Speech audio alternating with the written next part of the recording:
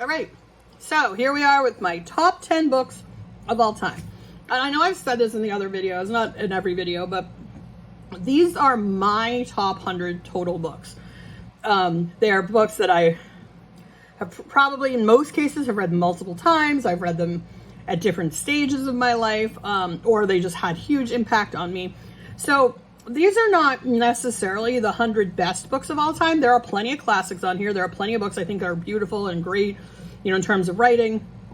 But, I mean, I have like Leah Littke's Prom Dress ranked over As I Lay Dying by Faulkner. So I'm not trying to go for like, these are the books that will change your life. These are the books that changed my life, that I really loved. That I read a lot when I was a kid for whatever reason. I just have never, you know, gotten over, that I really liked. So in my top 10, I mean, I feel like in any of these books I can recommend, but especially like my top 10 are like, these are the books I will judge you on. Like if I'm like trying to decide if I like somebody's opinion or like kind of share, and I don't mean like I'll judge you. I'm not going to judge you as a person, but you know, a lot of times like you see a lot of people's opinions on books, you know, and you're like, do I like what they like? Do I not like what they like? And so you have to kind of get a sense of how do they feel about this book? How do they feel about that? You know, and maybe, you know, maybe they just have different tastes than I do. And so these are probably the 10 books.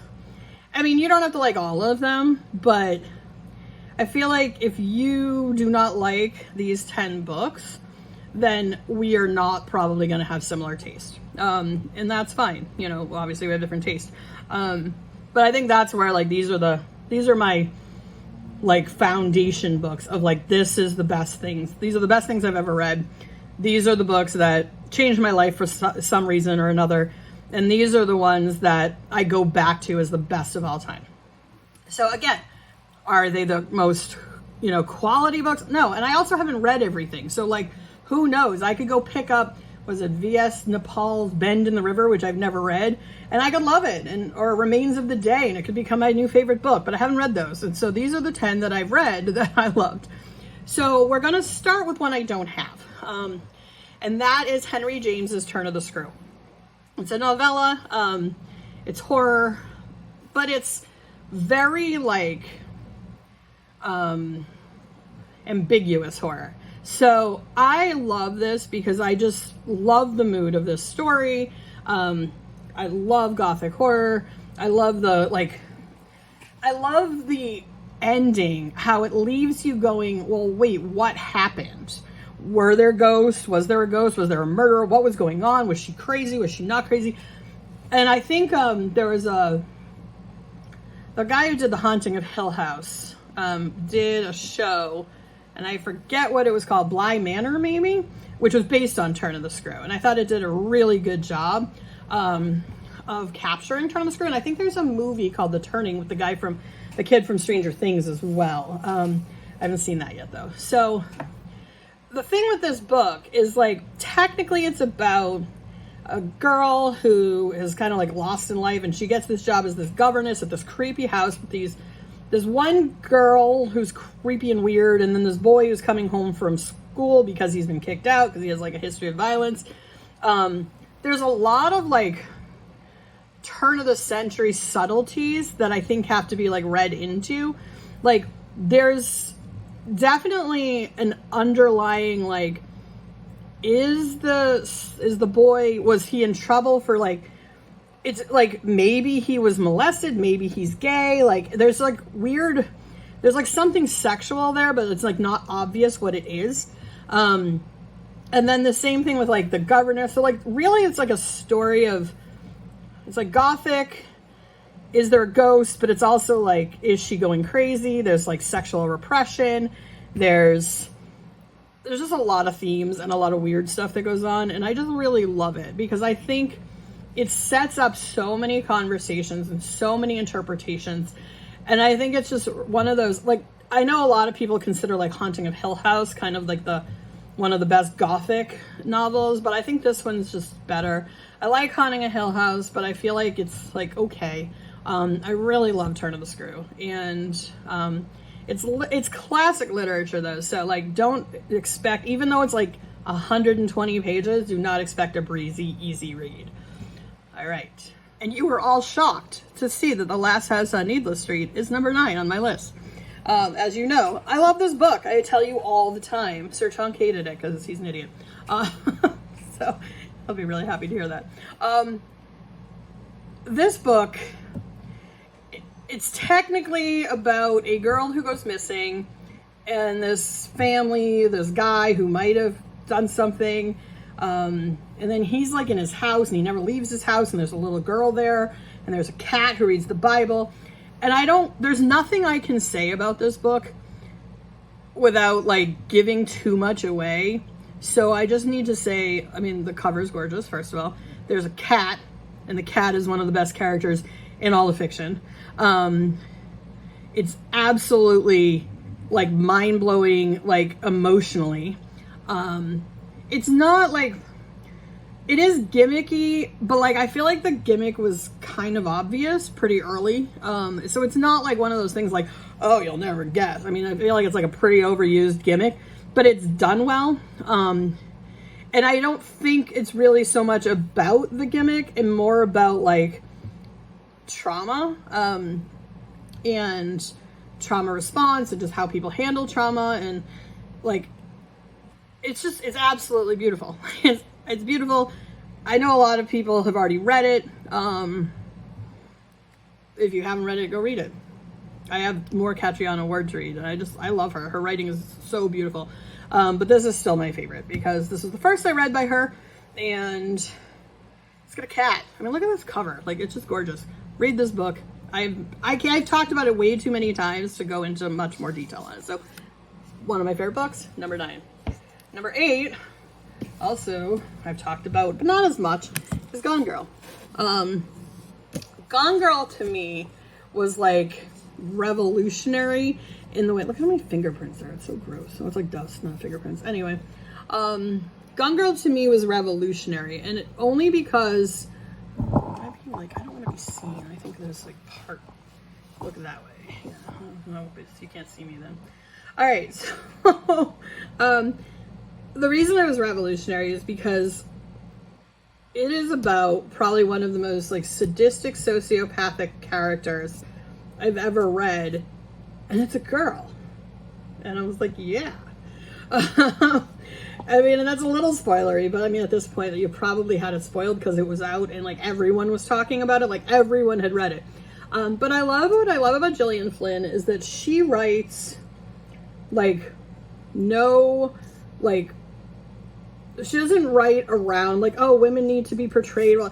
She will write vicious, horrible women, and like they're justified in their horribleness in some ways. I mean, obviously this is a little bit over the top, but like she's both like, so Amy is both evil and also like my hero. Like, I mean, not really. Like, I'm not gonna go and act out what Amy has done, but I just think she's so like, she's badass. And like, if we read this story and it wasn't about a woman, people just be like, oh, you know, twisted guy, and they would just be fine with it.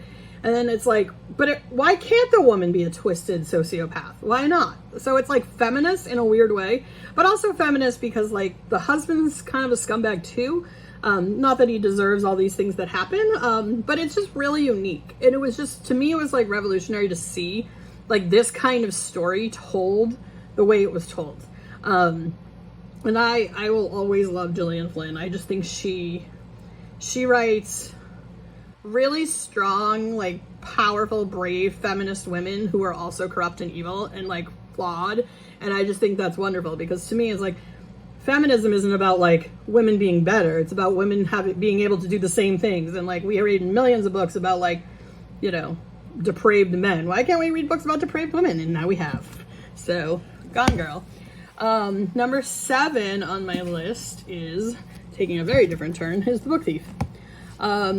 And this book, I fell in love with this book in like the first page. Let me see if I can actually, because I think this book has one of the most beautiful openings. Death and Chocolate. First the colors, then the humans. That's usually how I see things, or at least how I try. Here's a small fact. You're going to die. I am in all truthfulness attempting to be cheerful about this whole topic, though most people find themselves hindered in believing me no matter my protestations. Please, trust me. I most definitely can be cheerful. I can be amiable, agreeable, affable, and that's only the A's. Just don't ask me to be nice. Nice has nothing to do with me. Reaction to the aforementioned fact. Does this worry you? I urge you, don't be afraid. I'm nothing if not fair. Of course, an introduction, a beginning. Where are my manners? And so it goes on like this, but then this is one of my favorites. I think this was the sentence I fell in love with here. The question is, what color will everything be at that moment when I come for you? What will the sky be saying? Personally, I like a chocolate-colored sky. Dark, dark chocolate. People say it suits me. I do, however, try to enjoy every color I see, the whole spectrum. A billion or so flavors, none of them quite the same, and a sky to slowly suck on. It takes the edge off the stress. It helps me relax. A small theory. People observe the colors of a day only at its beginnings and ends. But to me it's quite clear that a day merges through the multitude of shades and intonations with each passing moment. A single hour can consist of thousands of different colors. Waxy yellows, cloud spat blues, murky darknesses. In my line of work, I make it a point to notice them. So this was like, what color will everything be at that moment when I come for you, and what will the sky be saying? I was like, okay, I'm going to love this book. I love that kind of poetic writing style. Obviously, this is narrated by Death, if you don't know. And it's set during World War II. And it's set at like the beginning of World War II. So like when the first, like when it starts, and then it goes through World War II. And this family, this German family, and like this neighborhood and this community that are kind of like not part of things, but they are, because everyone has to be, you know. It's and so it's just a really beautiful story about life, about death, about the people in your lives. What I think is so ridiculous is because the main character outside of Death is young at the beginning of the book. She's, I think, maybe 7, 8, the girl who's the book thief. This is like was marketed as a children's book, and then it was put in YA because they were like, well, maybe it's a little too old for children, and then they're like, oh, it can't be adult because it's got a kid.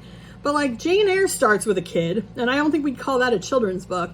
And like this writing is too good. Not that children's books can't be good, but it really frustrates me because I think so many people write this off because they think it's some kid's book.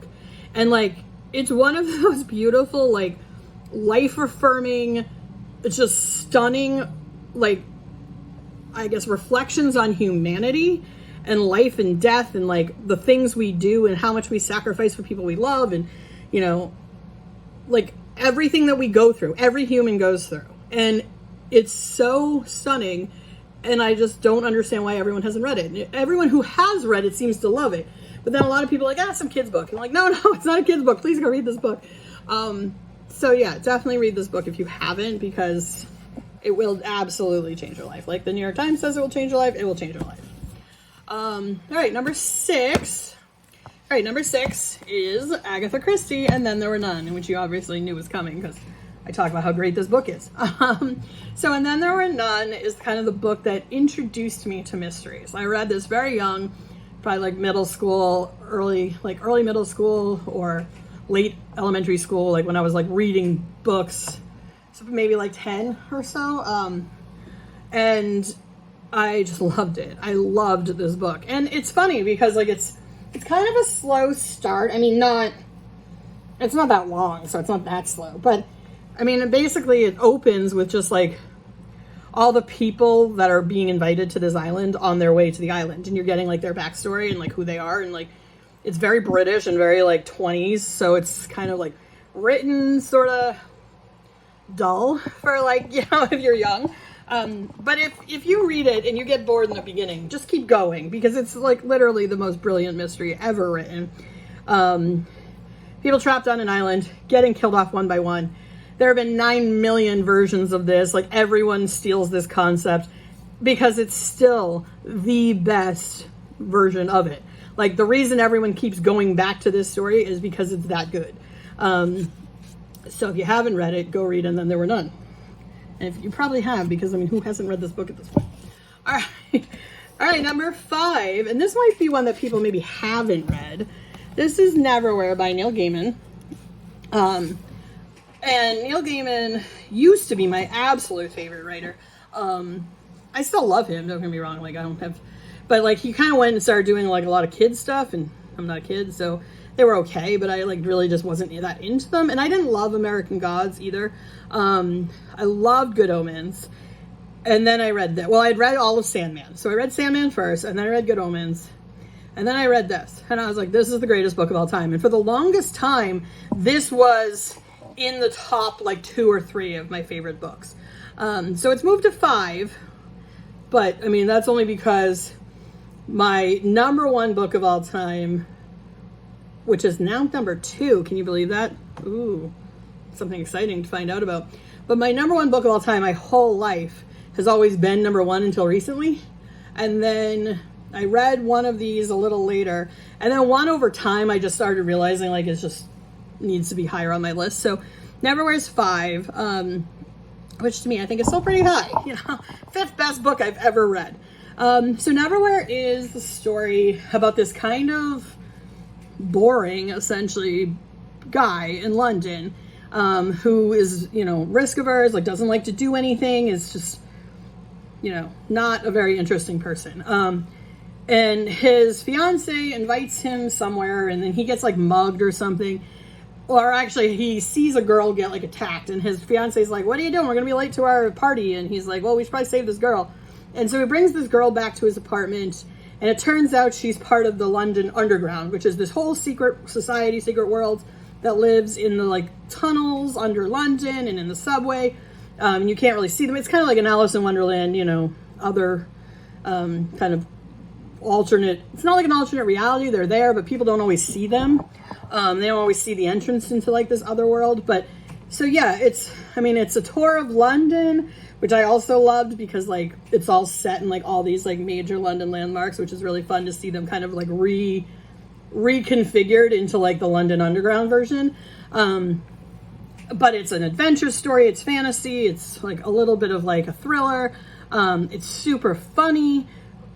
It's everything about this book is great. And if you haven't read Neverwhere, and this is probably one that it's not up there with like And Then There Were None or The Book Thief, or, you know, that everyone knows about and everyone has read. So if you haven't read Neverwhere, absolutely go check it out. I think you'll love it. I mean, I don't think I've ever recommended it to someone who hasn't at least liked it. So I would definitely check out Neverwhere. This is my special signed uncorrected proof. Yay. All right, so number 4, I have it, I just don't know where it is. So I'm gonna put this up instead. And this is just the Hemingway's Nick Adams stories. I'm just putting this up because I want to put something up, because my number 4 book is The Sun Also Rises. And a lot of you might know that book from Silver Linings Playbook, which is Bradley Cooper's character in the movie. He's reading Hemingway, and then he gets so pissed off at the end, he takes the book and like throws it out a window, and he's like, you know, screw Hemingway. But essentially, Sun Also Rises is about horrible, horrible people hanging out and drinking and just wasting away in their lives in their like 20s in Spain and Paris, and, you know, in the 20s. You know, typical Lost Generation thing. Going to bullfights, gambling, I don't know, fishing. And they're just awful to each other. And then, like, the main couple just manipulates each other and hurts each other and goes out of their way to make each other miserable and, like, emotionally torture each other. But they, like, won't break up. And it's beautiful. Like, it's beautiful in its horribleness because it just feels so real. Like, one of the things I always like about Hemingway, I used to hate Hemingway. I hated Hemingway until, I don't even know, like 10, 15 years ago. I hated him, like, with every fiber of my being. Anytime someone would hand me a short story, they're like, it'll change your mind. It never changed my mind. And I think at some point in my life, like, I don't know, like, my perspective changed. And then I started reading it and really getting it, you know? And I think it's like, you have to hit a certain level of, I think, bitterness in your life and cynicism to really, truly love Hemingway. But I think he's just so authentic at, like, how people can be awful, the world can be awful, but like trying to find a connection in it anyway. And like, even when like it's bad and it's not a good thing and, you know, the relationship isn't good, it's just like hanging on because like, what's the point otherwise? And it's just, I don't know, it's just beautiful in its like sadness. But I like finished the book and then just cried a lot. And it's got one of the most beautiful endings. I mean, it's super depressing. So like, it's probably one of the most soul crushing endings, but it just really worked for me. And I love it. And so, yeah, Sun Also Rises, not the Nick Adams stories. Nick Adams stories are good, but the Sun Also Rises is my, number 4.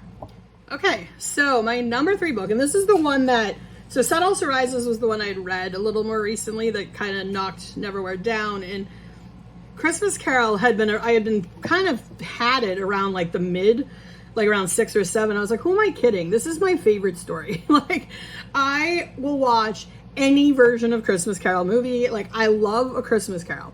I cannot go a Christmas without watching at least one version of Christmas Carol.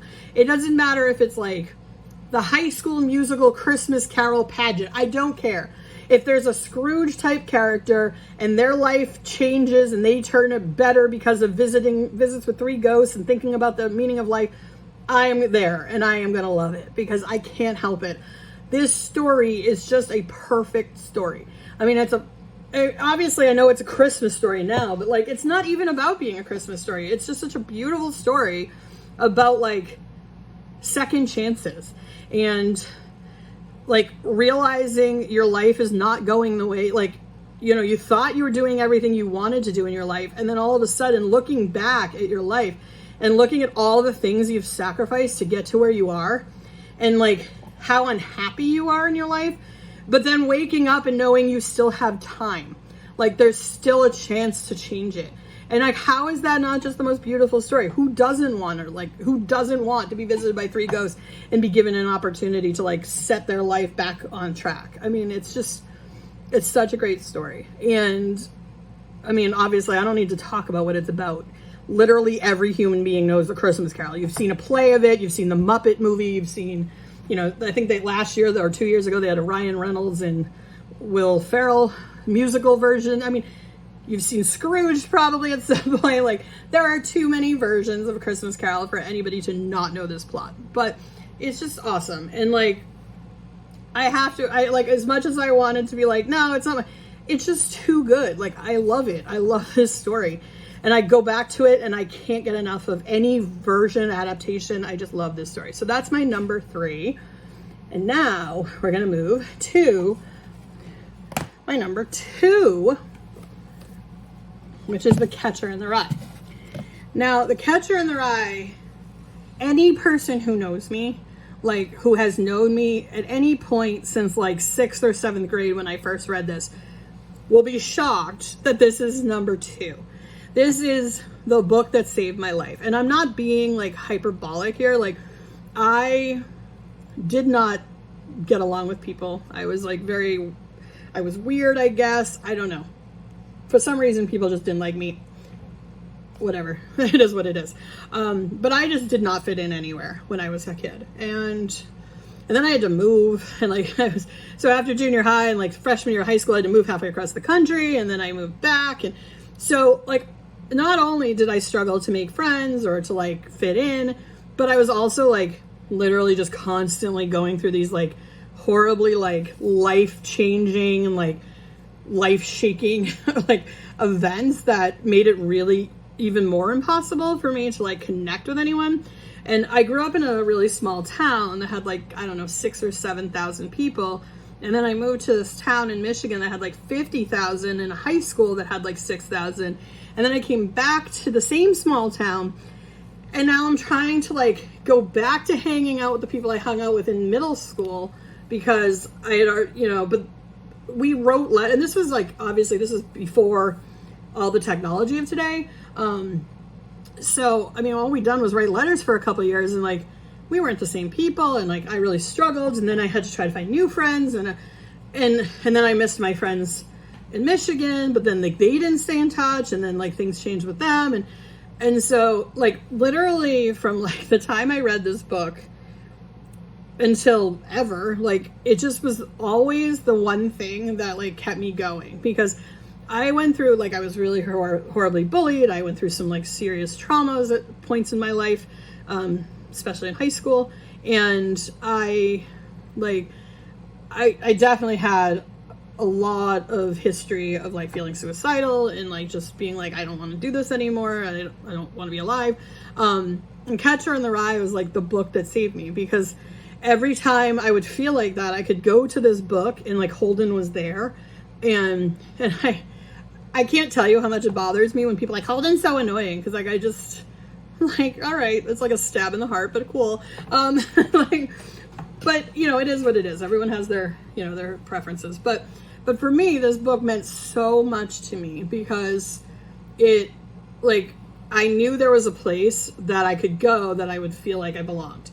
And my thought was that, like, if somebody wrote this book, even though he wrote it, you know, 50 years ago at the time, or, you know, or 40 years ago, whatever, even though he was like some weird, like, recluse, like, who was way older than me, like, somebody in the world had thought things that I had thought, you know, had seen things and observed them in a way that I would observe them. And that made me feel like no matter how alone I felt in my small town, no matter how lost I felt in this big town, and like no matter how much I felt like no one was gonna, like, I was never gonna find those people, like I would never find my people or connect to people, there was somebody on the planet that had those thoughts. So I couldn't be completely alone. And so this book saved my life. And like, so for it to be number 2, like, anybody who knows me is like, what? Like, this is like your book. It's like your Bible, you know? And I was like debating, but I do love this book. But my number 1, I think, has like kind of done the same thing, but in like, obviously I haven't seen it over time. I don't know if it will last as long. But it kind of has done the same thing for me, like at this point in my life, you know? So where I like felt a lot like Holden when I was younger, I still feel like Holden, but I mean, Holden's still like 17 years old, and like, he's going to grow up and he's going to like do his thing, and, you know, who knows what he'll end up being. And I'm way past that at this point in my life. So the only reason, like, I think that's the only reason I still connect to this book. I love this book. It's, like I said, it's really kind of like 1.5, because it's very hard for me not to have this be my number 1 book. But yeah, so I love The Catcher in the Rye, and everyone who knows me knows that. And so this is the book that has dethroned Catcher in the Rye and is now my number 1 favorite book of all time. And it's I'm Thinking of Ending Things, which you know I love, as I have told you many times. I read this a couple of years ago. And this book, I flew through it. I couldn't put it down. I couldn't get enough of it. And like, all I wanted to do was like give it to everyone and be like, please talk to me about it. And I gave it to Sir Chunk, and he was like, meh. This is my meaning of, this is the story of my life. And I just want everyone to read this book, because I really want to talk to people. I don't want them to read it and then tell me how they hate it, because like, I don't want to talk about that. What I want to talk about is how much this book means to me, and also like how it's written, just how everything kind of comes together in the story. It's technically called a horror novel, or like a thriller, and it's super uncomfortable, and like, you don't even know why. You just feel like it's off kilter reading it. It's just, there's a very unnerving kind of tone through the whole thing. But it basically is about this couple, and it's this girl, and it opens with this girl narrating, and she's telling us how like she's thinking of ending their relationship. And they're on this like road trip to meet his parents, and she's like, he thinks we're like, you know, that serious, and I don't even know if I want to be in this relationship anymore. And it's just really insightful, like, how much do we know people, like, how do we connect to people, at what point is it too late to connect to people in your life? Are some people just, I guess, like, destined to just be alone? Like, you know, do some people just really struggle to connect? But it's a very uncomfortable read. But nothing scary really happens. It's just weird, and you know something's going on, but you can't quite place it. And like, and everyone's like, oh, I figured it out. Like, it's not about figuring it out. It's about the, like, this is one of those things, you know, when like people say that cheesy thing, like, it's not about the destination, it's about the journey. This is a book about the journey, because every single like page, every line is telling you something. And it has this like incredibly meaningful, like, just, I don't know if it's like life affirming or like cynical. It really depends on your perspective. But it like, it was the one book that I think has like I said, it knocks my favorite book of all time off just because it's that good. I think capturing feelings and mood. And so it's the first book since Catcher in the Rye that I think I've read and been like, well, I'm just gonna rip this page out and just be like, thank you for putting all of my thoughts into one page for me. I don't think I've read anything that captures, like, I don't know Ian Reid, but like Ian Reid seems to know my head. And so good job, Ian Reid. I don't know if like you want to know like what's going on in my mind, but yeah, like, I don't know who this Ian Reid person is, but I love his writing. I've read his other two books too. Yeah.